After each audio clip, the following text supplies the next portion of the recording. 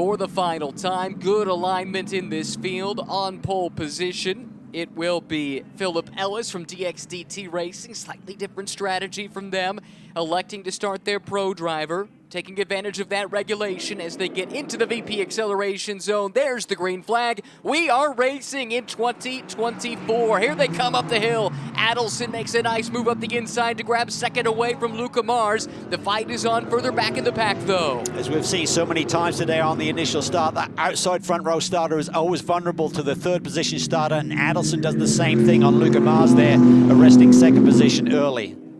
Good getaway from Ellis, as you would expect. Now his job becomes build a gap for his co-driver, Jeff Burton, to nurse home in the second half of this race. Adelson, strong run up to the second spot. There's an aggressive move. One of the BMWs a little further back. Took a peek to the inside into the carousel, but settled back in line. Really solid start for Varun Shoksky there, taking that number 28 ST Racing BMW. He'll share with Bill Aublin into an early fourth position. Looks to the inside here on Luca Mars. Has to eat up the curb a little bit to not get into him. Sabo in trouble early. This may be in the carousel. Looks like it is. Just off to the inside, driver's left, coming down the hill in the carousel. And Elias Sabo, who's making his first ever GT3 start here today, finds himself off track.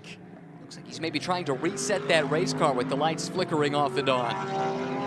So Ellis had a little bit of wheel spin, it looked like initially when he jumped the field there when we saw the green. But he settled in just as we expect. He just wants a good, clean race. He doesn't want full course yellows. He needs to be able to establish that gap, hand that car over to his teammate, Jeff Burton, with a big, healthy lead and try and see if he can hang on today. One lap in the books, and Ellis does hold the advantage by 2.1 seconds over the chasing Adam Adelson.